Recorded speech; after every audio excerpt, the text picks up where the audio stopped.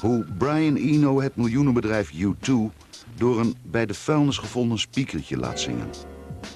Hoe een lap Afrikaanse stof een metafoor wordt voor de nieuwe wereld.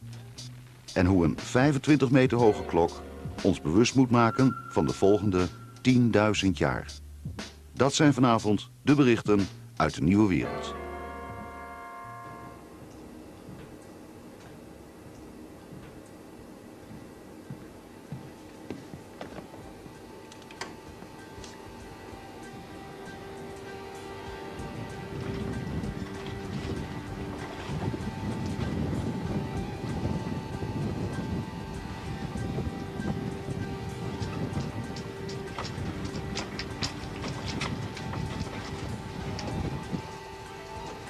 Dublin's fair city.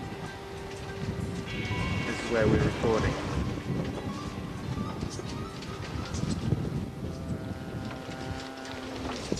Studio.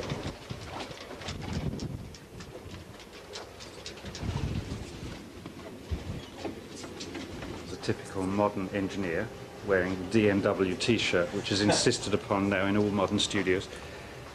And I want to show you the combination of things. Now, this camera work is pretty bad here. And plus I'm out of focus because I didn't discover the autofocus for some time. Well, I'm producing a record for someone at the moment.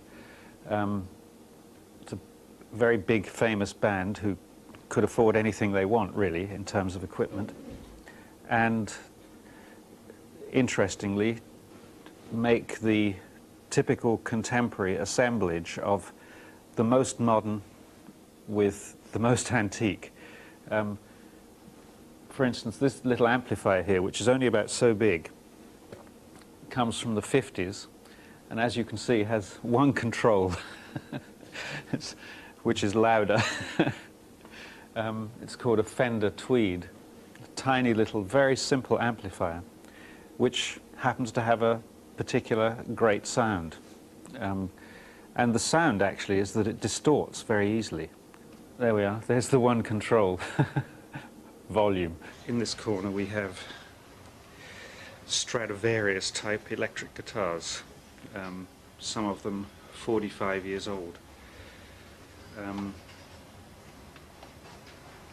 These are old instruments with limited options, highly evolved in their own way, beautiful sounds. We build our culture on the limitations and problems of the equipment as much as on the successes of it, so that people start to understand that a certain type of sound relates to a certain world of ideas.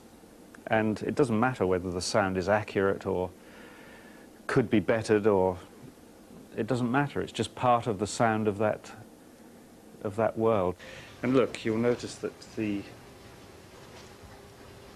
other equipment being used includes, hold on, am I in focus here? Sorry about this. Includes very old limiters and compressors and so on. And, you know, over here we have up-to-the-minute computer equipment. This is a sort of cultural trend, actually, that... sort of retreat from perfection. That's right, or an understanding that what we like is the sense that something is alive in some way, that something is happening and changing, and that it's somewhat beyond our control. Mistakes. Yeah, more than mistakes, it's some feeling that the thing itself is an organic process, that it's the result of an organic process. You know, this console here, as I say, this is 25 years old at least. I'm not really sure how old it is. And it sounds great. Now, why does it sound great? It sounds great because when a signal goes through all of this stuff, it changes. Now, this, to most electronics designers, this is a big problem. It's not supposed to change. You know, it should come in here, go out there, and sound exactly the same. Well, it doesn't. It goes in there and it gets squashed and it comes out a bit brighter, and something happens to it. It gathers personality on the way through. Now, of course, musicians like it when things gather personality. That's what they're always trying to do, you know. They're always wobbling things and shaking things and sending them through cheap pedals. I've got some of those in order to give them personality. So, in general, artists want personality from things, whereas designers want transparency. Transparency is really the wrong issue somehow.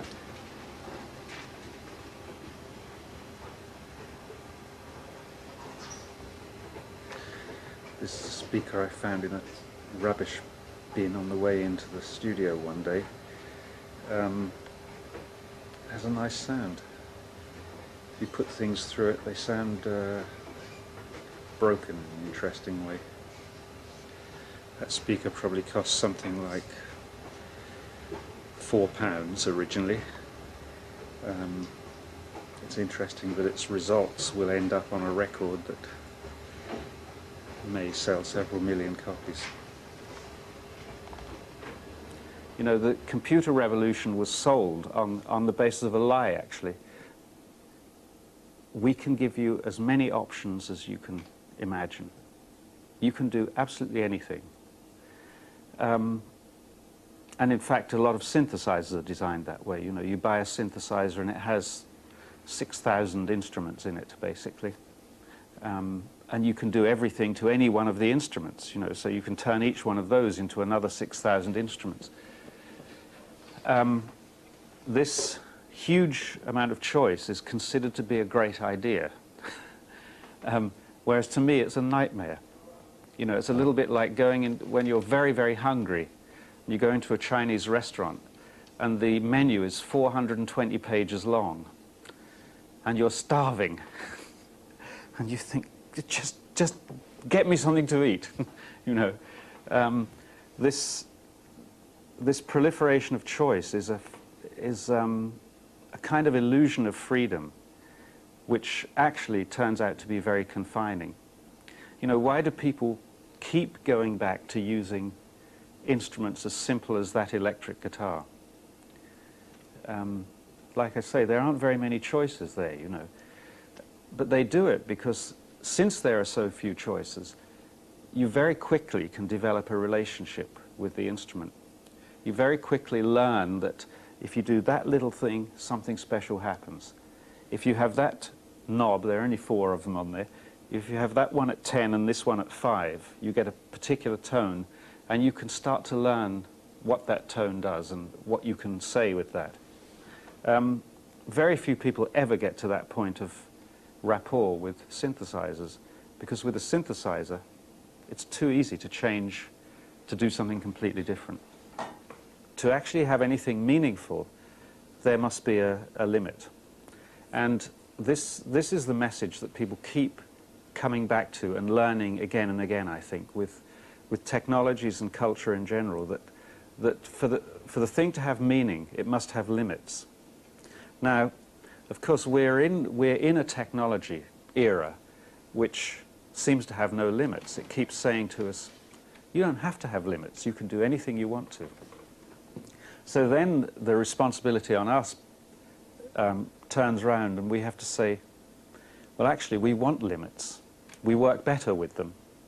One of your big decisions as an artist is to say, okay, I'm going to use these ones and not use those ones. This is going to be my medium, this little funny space that I carve out in this whole sea of possibilities is going to be my medium. And this is a sort of cultural approach which I think is rather new. I see it not only in the way artists choose their medium, but in the way people choose their style, their fashions, and in fact, their ideologies as well. How do you see that then? Very few people of any sense accept an ideology complete any longer. You know, a few people do, and probably always will, but most people you find are picking and choosing and making some sort of assemblage, ideological assemblage of their own invention. Perhaps one word that sums this up is curator, in that what one is constantly being called upon to do now is to curate, to say, of all of these things that exist, which particular group am I going to put together to make the particular package that I want? And people do it with their lifestyles, they do it with their philosophies, they do it with their health, medicine, you know. Everyone does their own mixture of vitamins and going to the doctor and doing aromatherapy or whatever it is, massage. You know, everyone makes their package. So being a curator is something that we actually are all doing now. We're all curators. And artists are curators as well. In fact, in a sense, one of the messages of contemporary art is about how to be a curator. You know, I always think that what people see happening in art is what they then start to think is possible for their own life. That's what culture is for, as far as I'm concerned. Culture is a way of making experiments which people then look at and say, I wonder if you could live like that. I wonder if actually you could take that experiment and make it into a life.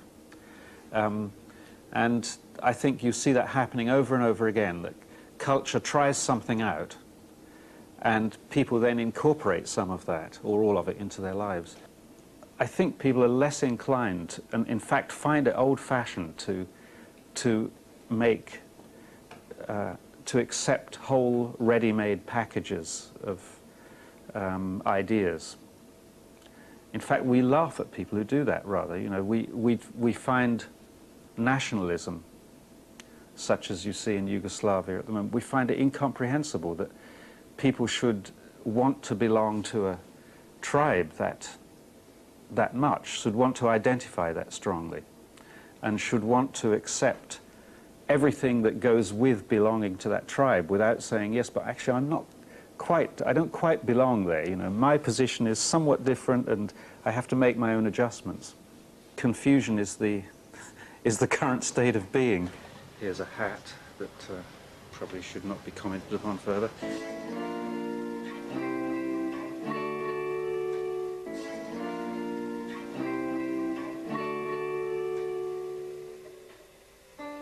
I was thinking the other day, what are the really new things happening on television right now? And I have to say, the really new things happening are Jerry Springer and those programs that I really hate. But they are the new things happening on television. And I guarantee that that is the future of television. The future of television, I'm afraid to say, is not people like us talking seriously about intelligent things. The future of television is people like that talking about their lives. You know, I think even though it's done in a rather horrible way at the moment, that's where we're going to learn from. This is a very good example of the bottom of the cultural pyramid informing the top. How do you mean learn from? That's what these programs will be like in future. The model won't be that Jerry Springer isn't going to copy us. We're going to copy him. I guarantee. You know, these programs will be expected to be self-revelatory in some sense. They should give away secrets. They should, you know, I was thinking when Clinton was being impeached, or was about to be impeached, the Republicans were totally shocked because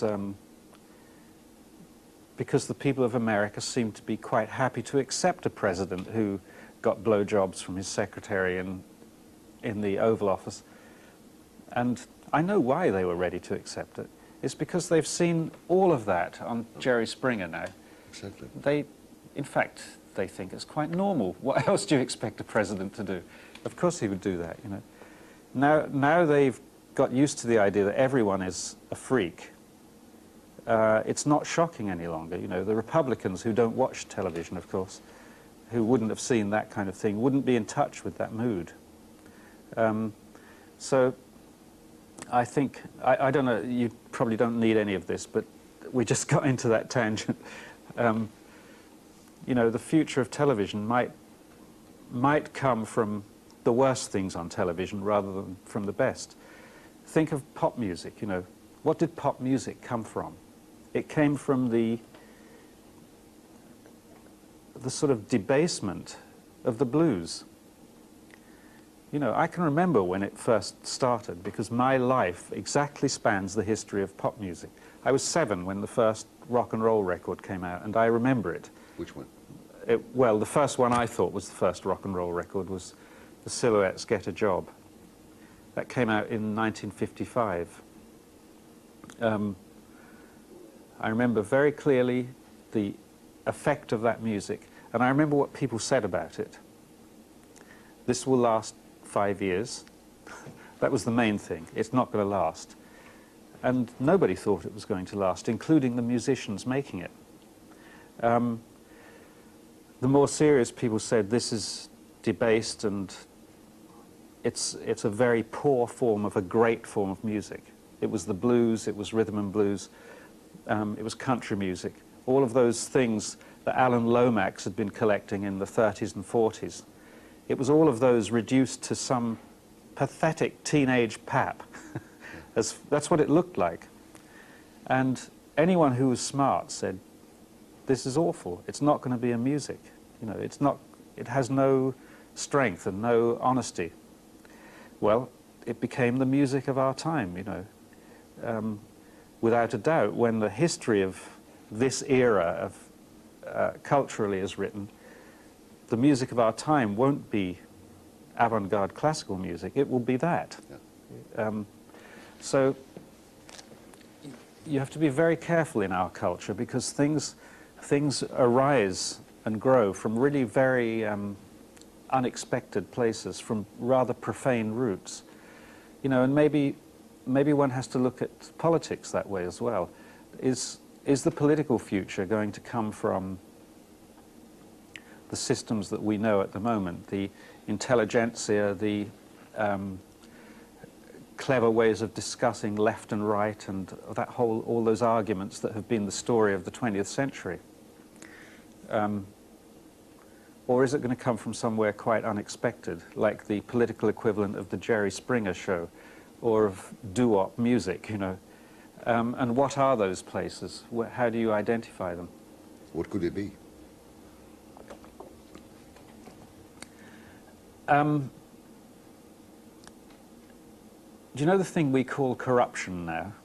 We call corruption all the things that don't play by our rules. In fact, it's what most of the world is running on. Nepotism, forms of people helping each other out, a little bit of money around the back, you know. I wonder if that's the future of political systems. It's awful to us to think of it. Ghettoization. I wonder if that's the future of political systems.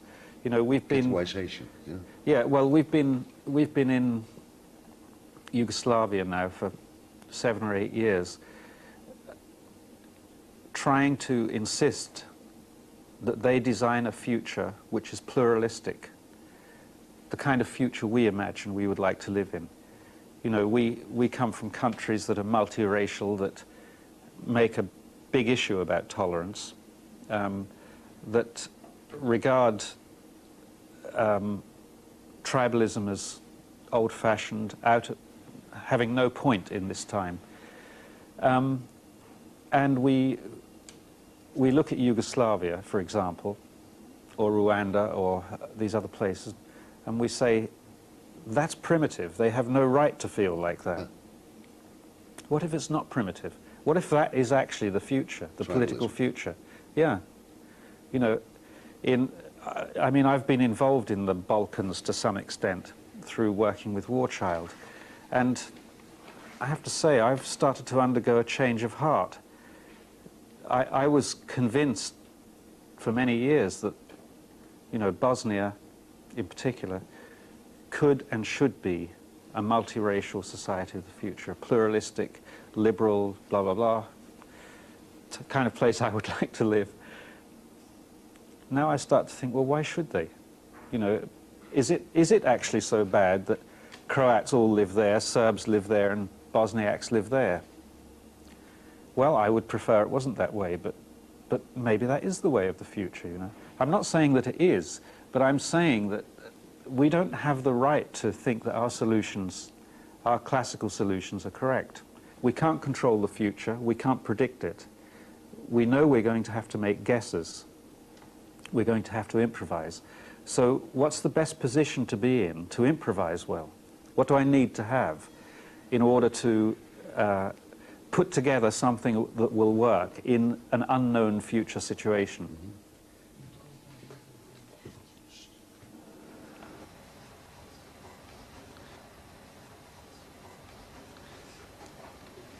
Okay, I want to show you something which I think is a kind of metaphor for what we're talking about. I had dinner last night with a friend of mine in Amsterdam, Petra Blaise, and she'd just come back from Africa, and she bought some textiles while she was there. And one of the pieces she came back with was this. It's a long, long piece, but I want to talk about this because I think this is an example of really something from the future. So you have to be able to see quite, I don't know if you can see that underneath these colors there's a kind of chintz drawing woven into the fabric itself. Can you see that? Could you? Yep. Yeah. There's a sort of embossed pattern. You can see it well here, all right? Okay, so you have, first of all, the fabric has this pattern built into it. Then it's overprinted with this motif, all right? Completely overprinted with no relationship to the underlying pattern at all. There's no connection between them. It's just one thing printed on top of another. And then, after that, the whole thing is tie-dyed. So this kind of purple here, this purple effect, is a tie-dye, a grid of tie-dye. All right? Again, it has no relationship to the other two patterns. This to me is what the future is going to be like. It's a lot of things that exist on top of one another and which nobody is trying to connect. They just exist together. They happen in the same place at the same time. But whatever particular moment you're looking at is a different set of connections, you know. Okay, so here this point occurs here between these four things. You go over to here and it's right on top of them. Over here it's somewhere else again. So you have this kind of coincidence without any reconciliation between the separate things. This is an image for me of how things could be. Sort of out of control or chaotic yeah, system. it's what I call a generative system. A lot of the music I've been doing is an attempt to make this happen. So again, the classical idea of music is that you design something where things are coordinated. In fact, almost the definition of music classically is the coordination of sounds. Yeah. You know, that's one way of defining music. That's exactly what I didn't want to do. What I wanted to do was to try to make layers of sound that existed in the same place at the same time, but which I hadn't coordinated. And in fact, a lot of the music I've done, and the music I use in this installation, for example, here in Amsterdam, exists as several separate layers that play separately from one another. They're not synchronized, they're not held together, and they constantly overlap each other in different ways.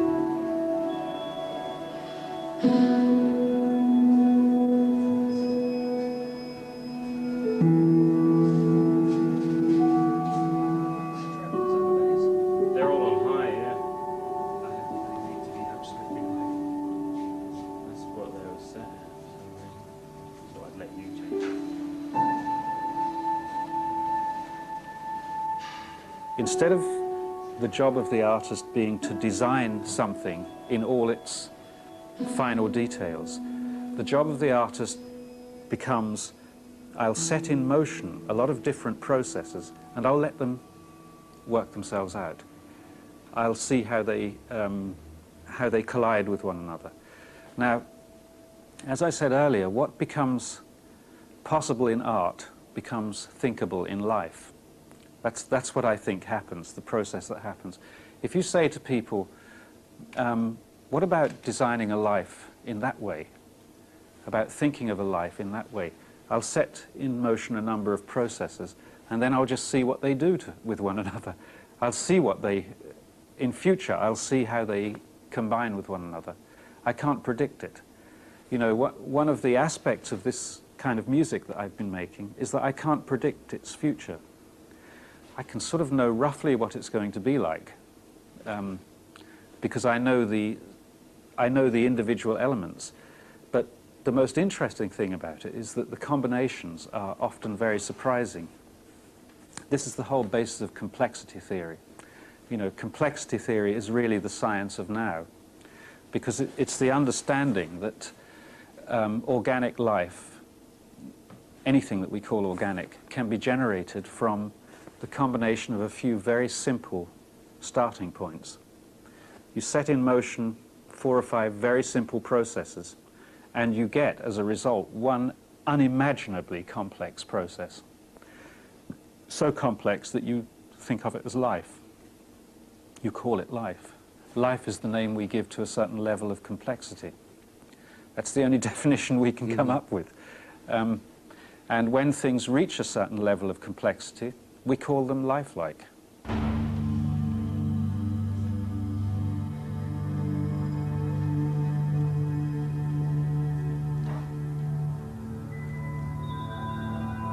So these are generative systems like that as well.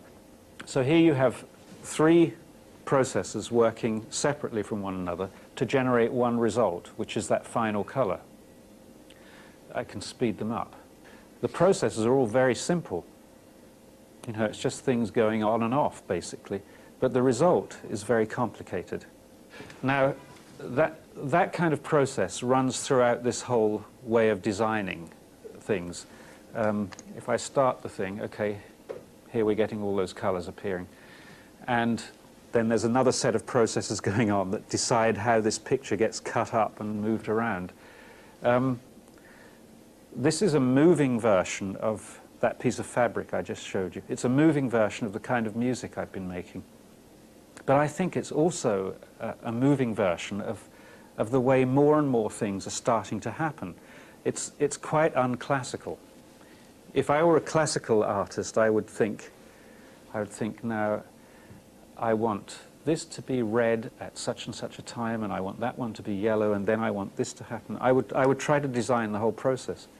As it happens, what I've built is a little machine here that can constantly produce an unpredictable new work like this. If I start it again, hold on. See, it starts differently. Start it again, slightly different.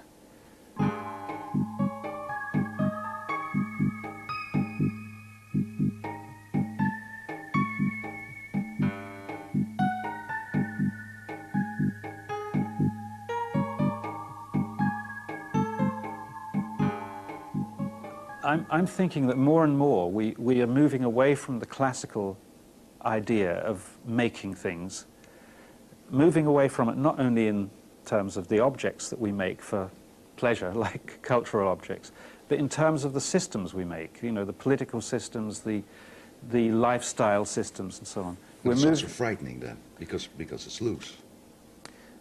It requires constant improvisation, yes. You have to be of a frame of mind where you can constantly look at what you're making and keep re-steering it a little bit, you know. So what frame of mind is that?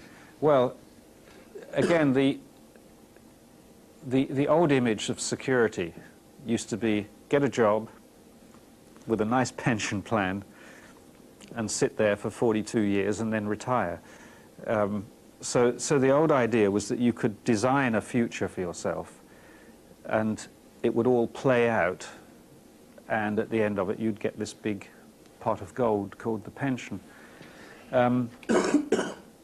That probably isn't going to be happening much anymore. That was a little moment in history where that was possible. You know, in fact, what we have to, I suppose, recognize is that the period that we call the Enlightenment was not the end of the story. It was actually a small period in history, and a rather unusual period. There has been no other period in human history like that. Why? Because we thought we could create it all. We thought we could be in control of it all, yeah. The illusion of the Enlightenment was that we could progressively control more and more. We could design better and better.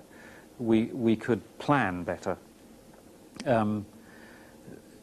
It's the same, I guess it's the same illusion of Newtonian mechanics, that if we had all the right data, we could predict the future of the universe perfectly. You know, if we had enough data, if it was accurate enough. Well, of course, what complexity theory is about is saying, actually, you can't. It doesn't matter how much data you have. Sure. It is the process is inherently unpredictable. This is what chaos theory was about and what complexity theory about. And, you know, they became popular for a while, and so people don't talk about them anymore. But those are still really interesting messages. That we are not in a world of, we're not in a plannable world. What we are at best is in a world where we can imagine a lot of different futures. And for the world and for ourselves. For the world and for ourselves. And we can imagine them, and we have to try to somehow experience them in advance so that we have some rehearsal for them when one of them happens. So how do you do that? You do it with literature, films, music, scenario planning. It's what we spend most of our time doing. The one thing that humans are good at is creating and mentally inhabiting new pictures of the world. You know, when you go to the cinema, what do? You agree for an hour and a half to believe in a world that someone has invented, to see what happens to a group of people who have also been invented within that world. For an hour and a half or 2 hours, you sit there and you go through this thing that humans are so brilliant at, which is you imagine another world. We're the only creatures that can do it. You know, it doesn't matter how clever dolphins are or baboons, they can't do that as far as we know. They do not have the mental equipment to do this amazing human thing of imagining. This is why we can communicate, you know. We don't know each other that well, but I can sort of imagine to some extent the world you're in. I know the world I'm in, and I can sort of see the difference between them, imagine the difference between them, and I can say things to bridge that gap, yeah. And you can as well. Well, I can do that because I have a lot of experience, like all humans do, in constantly doing that, in constantly saying, okay, this person's world is not the same as mine, right, I have to adopt. And people who can't do that are socially dysfunctional. I mean, your friend said to me the other day, an hour ago, that the Italians were able to make the EEC work because they were particularly well prepared for it.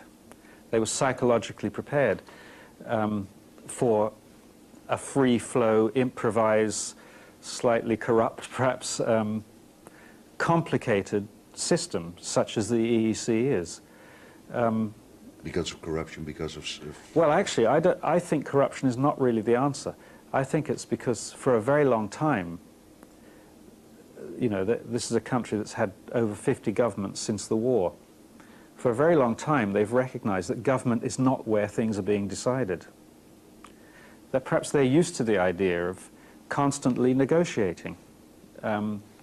across from one person to the other, rather than, you know, the governmental model is that a problem gets sent up to the government and the solution gets sent back down to the people. Yeah. Well, maybe that isn't what's going on. Maybe that hasn't been going on for a long time. In fact, I think it hasn't. You know, one of the most interesting graph I've seen recently it was a graph showing gross national product since the war in European countries, European and America, actually. So GNP is going up like that.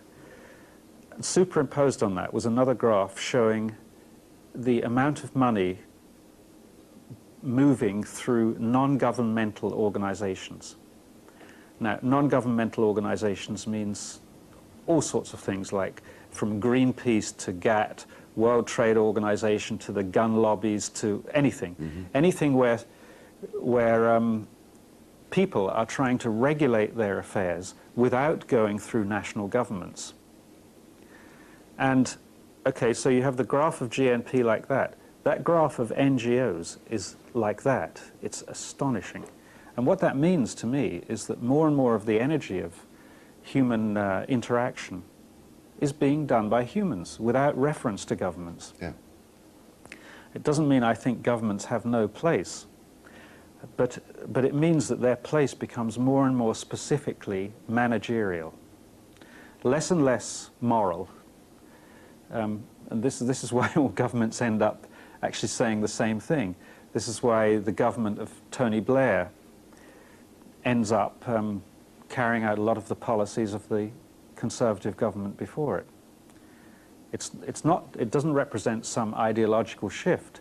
What it represents is that if the problem is management of the economy, there aren't that many different ways of doing it. And you know, the problem more and more becomes focused on issues of management rather than issues of ideology. People's ideologies are their own business again.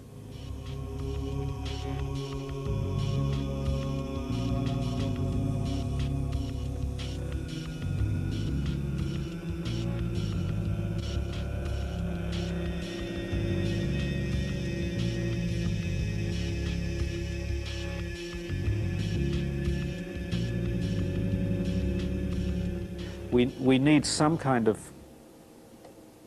understanding that we can't think in terms of 1 year always. We have to think in terms of 5 or 10 or 20 or 100 years.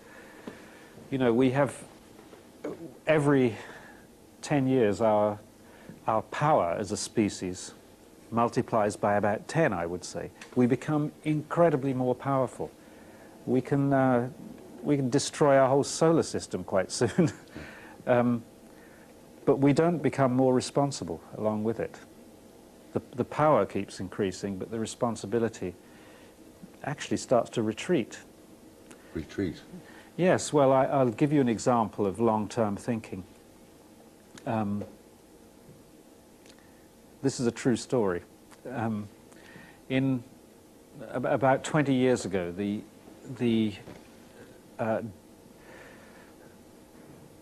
dean and governors of Oxford University started to notice that the big beams in what's called New College, Oxford, which was built in about 1460, the big beams supporting the ceiling were starting to decay. So Oxford University owns a lot of forest land, so they rang up their head woodsman and said, we need new oak beams. Do we have any oak?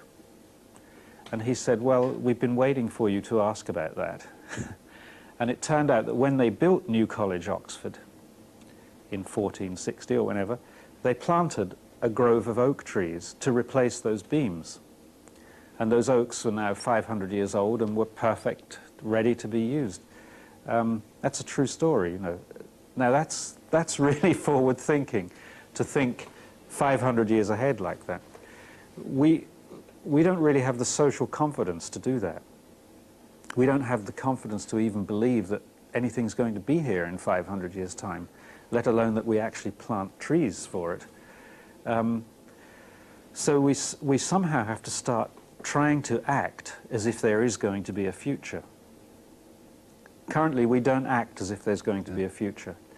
we act as if, you know, 2000 is still the future. It's only 6 months away now.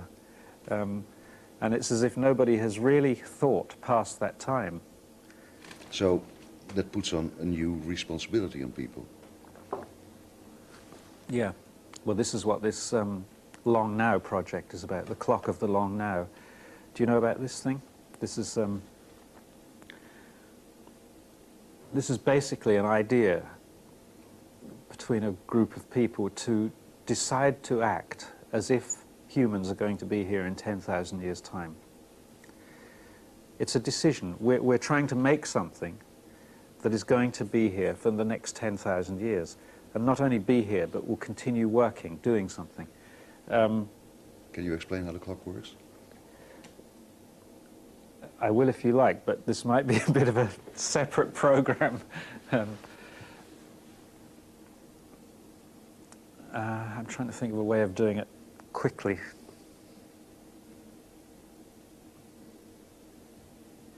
We want to build a working clock. It'll be a big thing. We've started making it, in fact, which will survive and work for 10,000 years, and must be able to be serviced for 10,000 years, which means we can't assume the existence of electricity or atomic power or any of those kinds of things. So we've designed this clock at a sort of Bronze Age level of technology.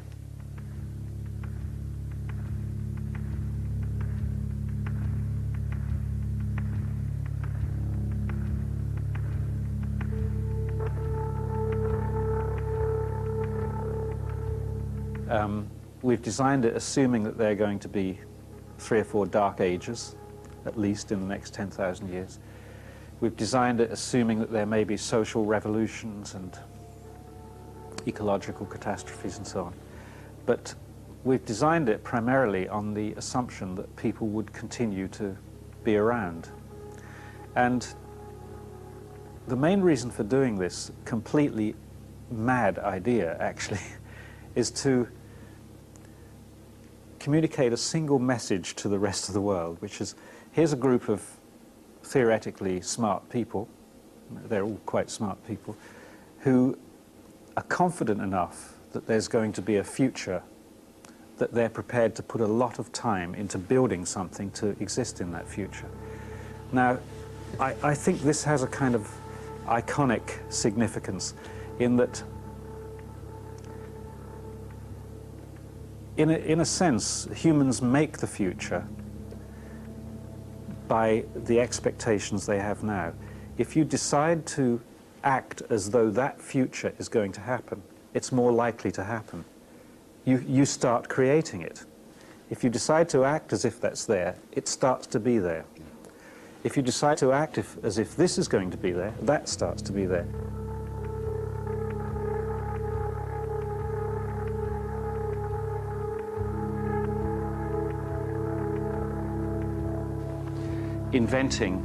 Deliberately setting out to invent a myth. A myth. That's what this is, really. This is the attempt to invent something that will plant a seed in people's minds, and that seed will continue to grow over the generations, we hope. Because it's a big thing. It's a big thing, yes. It will be 80 feet tall, I guess, the final thing. And we hope it will become a place that people go to visit, think about, talk about. As soon as you actually start thinking about this, you start thinking about the future in a different way. I mean, even if it's never built, actually it serves its purpose. Even if it only becomes a myth, if it never takes physical reality, it serves the purpose.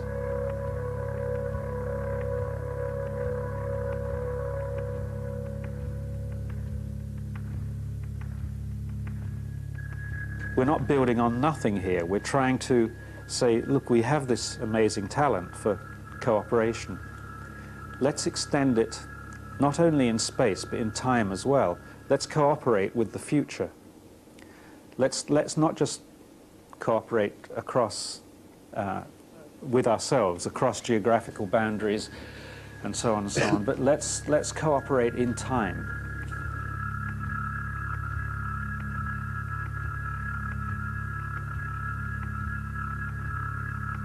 it also means, almost means that you have to create a new way of thinking about trust. That's right. That's exactly what it is. It's a trust system that has to be somehow engendered.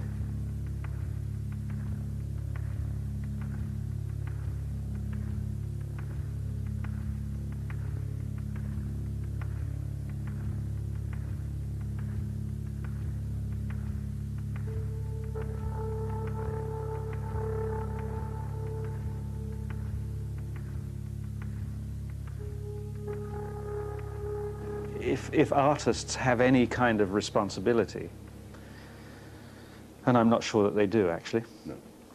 but if they do, it's to start to get people familiar with and excited about new ways of understanding how things come into being, to encourage new ways to take part in those processes. To say, okay, well, this was the kind of way we imagined things in the past. Here's another way of imagining things. You know, I mean, art always works by difference, doesn't it? It doesn't work in terms of itself. It works in terms of its relationship to other art, always. That's always what, art is always context-based. So when you look at a new piece of art, what you notice is the differences between it and other things that you've seen before. And those differences are always messages. They always say, it could be like this instead, you know. Our responsibility, I suppose, if we have one, is to think about the suggestions that we're making. Now, I think, in general, the fine arts are evading this issue. I don't think they're offering very many interesting or helpful suggestions in that area. And I think far more are coming from the popular arts, actually. Anyway, that's another subject.